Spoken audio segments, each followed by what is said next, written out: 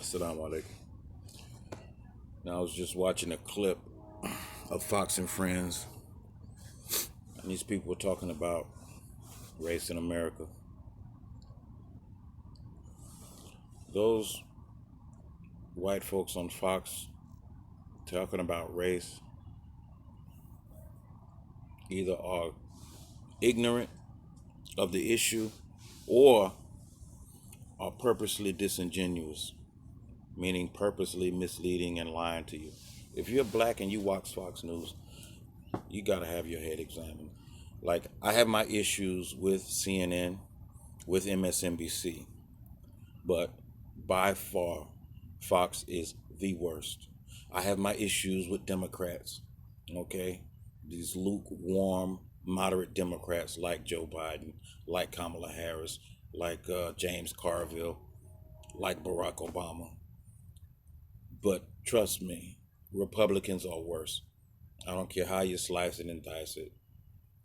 Now, I may not vote for a particular Democrat because I don't see much benefit in them for black people, but I will not uh, vote for a Republican under almost no circumstances. He'd have to be a very special Republican, you know. Um, but yeah, if you're black and you watch Fox News, I don't know what the hell is wrong with you. Like, you gotta have something. Got to be wrong with your head. Anyway, these people are talking about. They basically want to talk about how great America is. That's the narrative they want to push. But why did y'all support a man that said "Make America Great Again"? Obviously, it lost its greatness. And he was gonna make America great again, and y'all gave him all the support in the world, right or wrong, whether whatever he was doing was good or bad, or whether it was bullshit, whatever it was, y'all supported him. But these people have no idea what they're talking about when they're talking about race and racism in America. No idea whatsoever, and they're very disingenuous. They think that because you see some black entertainers and some black athletes that are millionaires, that there's no issue with racism in America anymore. We've always had black entertainers. We've always had some black, rich and wealthy people. Always, even during slavery. Even during slavery, there was a few black people that were wealthy, that was well off. Even during Jim Crow, you know, Chuck Berry didn't reach his height in the modern in the 21st century. He reached his the height of his popularity and his record sales during Jim Crow. What about Fats Domino? These were people that white folks loved them and loved their music. They just didn't love black people. America hasn't changed much. America, very little. Yeah, you can hang out with the white kids in school and go to the bar, but you still don't own nothing in America. And 2.6% of the nation's wealth and your population is 13% is nothing. You own nothing. And the greatest economic engine the world has ever seen, and these people want to tell us that racism doesn't exist. White supremacy is not real. They're trying to convince you of that. And if you say it is, then they say, oh, you're against America. You don't love America. You understand? This, that, and the other. How do you expect me to love a country where my ancestors gave 250 years of free labor? Lifetimes of free labor. Not a day. Any white person, not give me a day of your labor free. Give me a week of your labor free. Give me a year of your labor free. Give me 10 years of your labor free. Give me 30 years of your labor free. Huh? We talking about lifetimes, 250 years of free labor. Lifetimes of free labor. You know what I could do with a month of your labor free? A year of your labor free? You know what I could do? I could build an economic empire. That's what I could do with free labor. I take your labor free, and then I tell your grandson I don't know him nothing. Better get out there and earn it. But the wealth that his grandfather would have left to him, I got that. You see, let me tell you something. White folks now think that black folks don't deserve anything. That's what most of them think. They think if you only own 2.6% of the nation's household wealth, then you just didn't work hard enough. But guess what? When slavery ended in 1865, white folks still didn't think we deserved anything. You understand?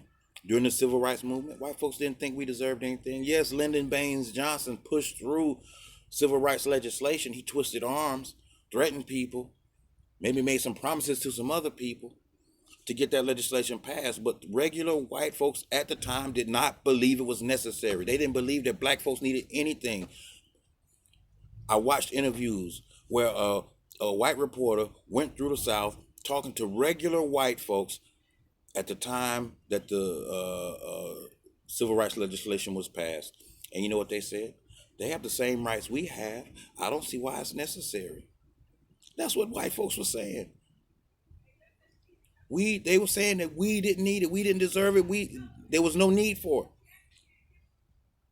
When black folks were free from slavery and didn't own anything, you went from being property to being free and owning no property. White folks said the same thing. Them Negroes don't deserve nothing. They don't need nothing. Let them get out there and earn it. They were saying the same thing. And so now when we say, oh, black people deserve this and need this and are owed this, they say what? Don't give them Negroes nothing. They don't deserve it. They just got to work harder. They've been saying that every time. Like, it was a Democrat president that desegregated the military. But at the time he did it, white folks didn't believe it was necessary. Now we look back on it and we say, man, that was a great thing. But at the time, white folks opposed it. They did not believe it was necessary. So white folks never believe you deserve anything. When Barack Obama got elected, the Republicans, the white Republicans were fighting. They were trying to stop him.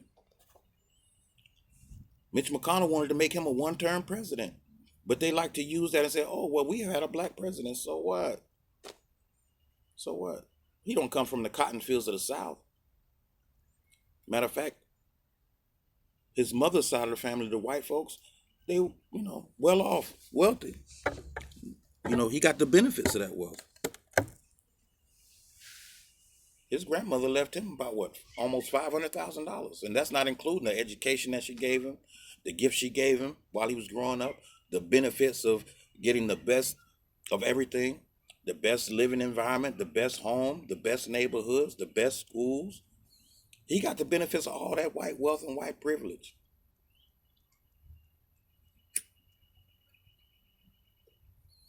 Yeah, he was black, but he wasn't one of us. He didn't come, his people didn't come from the cotton fields of Georgia and Alabama. No. And even with that, they still couldn't stand it. The image, the symbolism of it all. White folks never believe we deserve anything. They always want to pretend as if America's this great. But it's been great for y'all. It ain't been great for us. My grandmother used to tell me stories about the things that was done to them when they was growing up in Georgia. But anyway, black folks, stop listening to Fox News, man. Them white folks, they own everything. White folks own 90% of the nation's wealth, and they want to keep it. And they want to convince you that you're being treated fairly. Assalamu alaikum.